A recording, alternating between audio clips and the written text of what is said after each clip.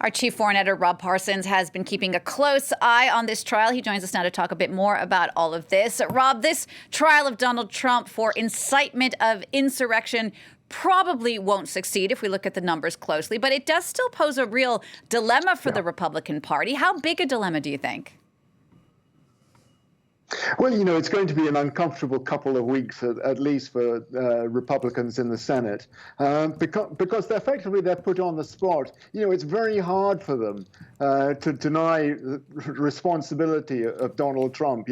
If they're asked the question, would this have happened if it had not been for the incendiary language of Donald Trump, it's very difficult for them to say it wouldn't have happened. So that's something that they want to steer clear of. But most of all, at the moment, they're in the party, in the Senate, they're beginning to look forward now to what happens next in the midterm elections and beyond that in 2024. They're wanting to stake their positions for the future. Some of them have made it absolutely clear that they're sticking with Donald Trump. Ted Cruz, Marco Rubio, Josh Hawley, and the likes. But others, who are also considering running in 2024 are having to be very cautious about it because they know that at the moment, Donald Trump is listening to every single word they utter during this trial, and he will act against them if he believes that they're not defending his interests. And they know that although his rating in the polls may be falling, the base, the so-called base of Donald Trump, is still a good 30%.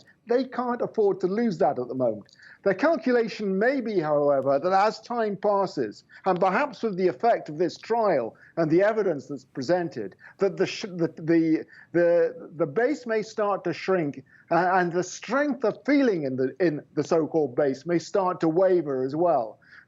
So they will be looking to position themselves to perhaps, in some cases, to present a less toxic version of Donald Trump, trying to represent, that alienated part of the US electorate that feels they've been betrayed by the system, but in a less toxic way. And there will be others, who are just trying to move the party forward in different ways. But, it's difficult for them because Trump is looking over their shoulder. They see in the elections, 56% of the population now believe that Donald Trump should be convicted. They've got to take that into account. They saw what happened in the two Georgia elections where Donald Trump failed to save the Republican candidates. So, it's a difficult calculation they're having to make.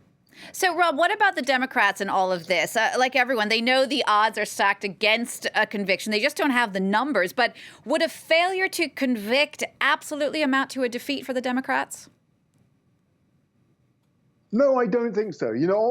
Obviously the Democrats would like a success. They would like it for Donald Trump to be convicted. But like everyone else, they know that getting 17 Republicans to vote in favor of a conviction is a pretty tall order.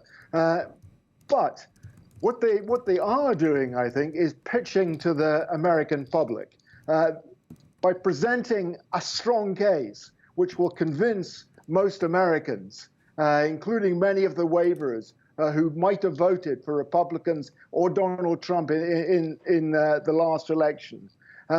The presentation of the new video, the new audio, in a calculated, strong argument is, I think, the main thing at the moment. They believe that they can push the toxicity of the Donald Trump years further into the past by connecting through this trial with the American people. That said, too, the Democrats, particularly Joe Biden, who's on record as trying to heal the wounds of the past, to call for unity, is not trying to rub the Republicans' noses in the dirt here. That's, I think, the last thing he wants to do. He wants this to be a quick, hard-hitting trial and then appeal to that unity, make sure that he gets his cabinet approved quickly, and then focuses very fast on combating COVID-19, dealing with the economy, addressing issues like the environment. Rob, thank you for that. France 24's Rob Parsons there, our chief foreign editor.